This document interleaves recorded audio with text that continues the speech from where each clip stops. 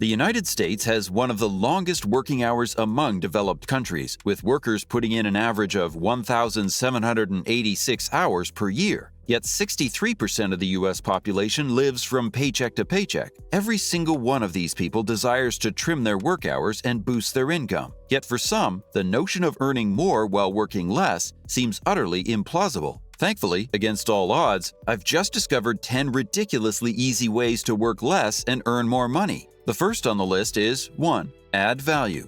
Money flows in the direction of value, so more value equals more money. This is why I always wanted the freedom to break free from the 9-to-5 grind, more like the 5-to-9, am I right? And have a shot at earning big bucks, maybe even hitting a decent million yearly. So, to the big question, how do I add value? Simple. You just need to solve a problem that's burning hot. I've seen tons of folks starting businesses based on their passions, like dancing, fashion, or backpacking. But what problem are they actually solving? You could be as passionate as a wildfire, but people won't fork out cash unless you're fixing something for them. Take a look at this example. Say you want to up your style game. You're thinking about hiring a consultant to revamp your wardrobe and help you nail that interview look. You've got a month or two to make it happen, and you're on the hunt for a deal. On the flip side, imagine your toilet's on the fritz. It's 2 a.m. on Christmas Eve, and you don't care if the plumber charges you triple. You just want that mess sorted. Pronto. That's a burning problem. High demand, no haggling over price. See the difference?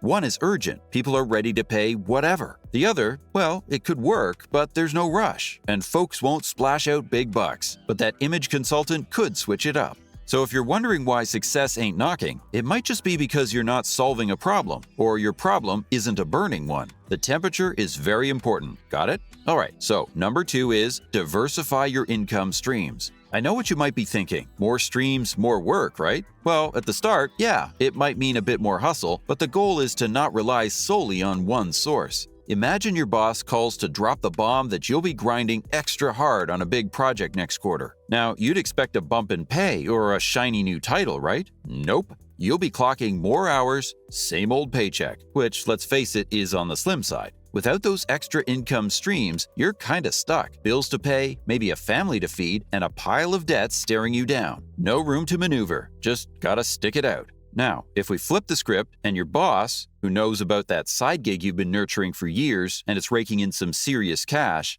you're pulling in almost as much on the side as you are at your day job, but still calls you in and loads you up with extra work. You won't flinch. You'll ask for that raise confidently because you've got a safety net. If she says no, no sweat. You've got enough from the side gig to hold you over while you scout for a new gig or consider going full-time with the side hustle. But what if she says yes? Bingo! You've just locked in a raise and you're stacking more dough for those extra hours. Once that project's wrapped, you'll be working smarter, not harder, and raking in the cash. That's a win-win, my friend. And guess what? Add in some other income streams like passive cash flow, residuals, or interest from investments, and now you're the one calling the shots. No more punching someone else's clock. You're the captain of your own financial ship. Talk about living the dream. 3. The 80-20 rule. This rule, also known as Pareto's principle, spills the beans that 80% of what you achieve comes from just 20% of your grind. It's a real eye-opener, but it also means that 80% of your results are squeezed out of only 20% of your sweat and tears. Ouch, right? So how do you practice this principle? 2 steps, my friend. Step 1. Slash out 80% of the grind. Kick those pointless meetings to the curb. Toss those spam emails. Pass off those boring tasks to someone else. Step 2. Take up the volume of that golden 20%. Identify what's truly making things tick in your work or business and go all in with that newly freed up time.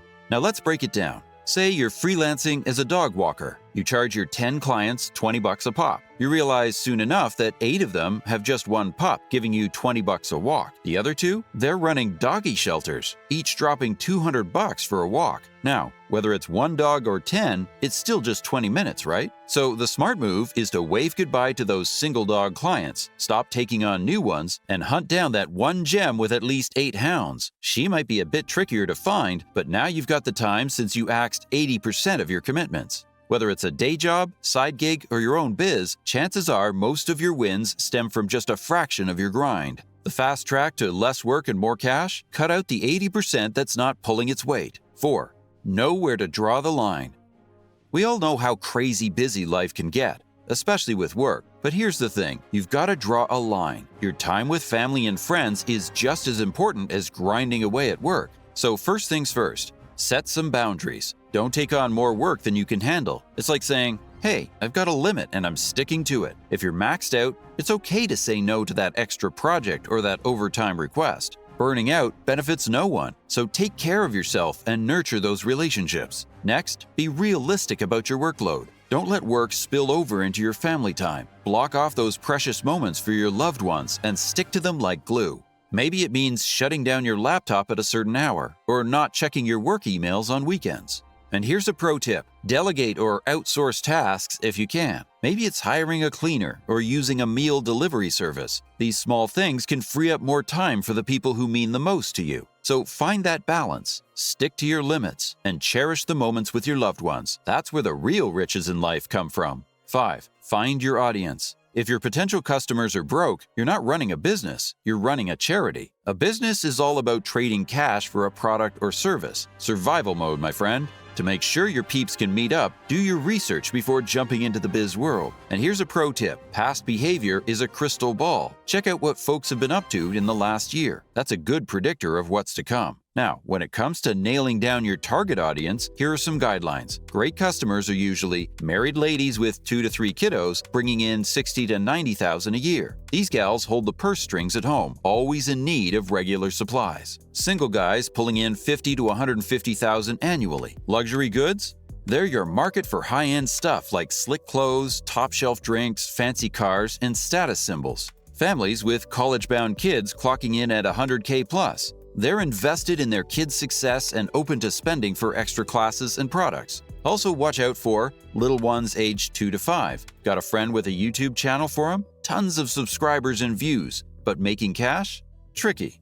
Students. They drop a pretty penny on education, but not much left over for extras, and they're a picky bunch. Retirees. They've got savings, but they're on a fixed income, and they love hunting for deals. So there you have it. Target wisely and watch that revenue roll in. Now, once you find your audience, next is to try to leave a lasting impression. When you meet folks or showcase your stuff, it's all about connecting. Something like, hey, I'm Kate. Ever notice how most guys struggle with managing their finances? Share a story or two and get them thinking. They'll have no choice but to respond by saying, oh man, I totally need that. My personal finances have been a mess lately, and I've got a lot going on. So mention how you can help. Sell yourself. If you do a great job, you'll probably get a response like, wow, gonna check it out. Truth is, even if people talk smack about you, at least they know you exist. It's better than being a ghost. You don't want to fade into the background. Now, to the part of people refusing you, it sort of depends on what you bring to the table. That's why you need to master your trade. Sure, there are exceptions, but diving deep into a niche, that's where the magic happens. We see folks who've really mastered their craft as super valuable.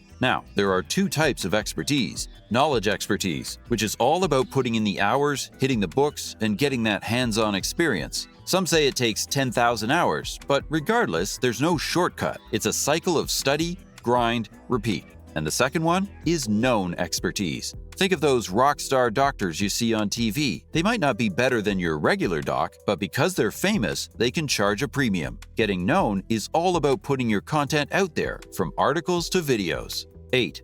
Cut down unnecessary expenses. Imagine this. You're in the heart of NYC or San Francisco, but your bills are piling up and eating up all your hard-earned money. What if you could convince your boss to let you work from anywhere? Ditch that tiny apartment and head somewhere way cheaper and breathtaking. We're talking spots like Cambodia, Thailand, and Mexico, places with awesome vibes and a lower cost of living. Yeah, it's tough leaving your comfort zone, especially if you're tight with your peeps in the city. But if you're serious about working less and raking in more money, you've got to think about how much you're shelling out on daily expenses. Now let's talk about letting your money do the heavy lifting. 9. Automatic cash flows. Automating your cash flow is more like having a money-making robot on your team. Set up automatic transfers, get your bills on the same schedule, and watch your investments grow and do the work for you. No more late fees, overdraft charges, none of that. Plus, as you make timely payments and cut down on debt, your credit score gets a boost. That opens doors for things like buying a house or launching a business, which in turn sets you up to work less and earn more. 10. Give your best now. Early birds catch the worm, right? The same goes for your hustle. Throw your energy, drive, and passion into your 20s and 30s. Work those long hours, even on weekends. Trust me, it'll set you up to kick back and make more cash down the line. The grind you put in now, it's an investment that'll pay off big time. So there you have it, a game plan to work smarter, not harder. Let's get it. Which of these tips would you practice first? Let us know in the comments. Thank you for watching. I hope you found the info valuable.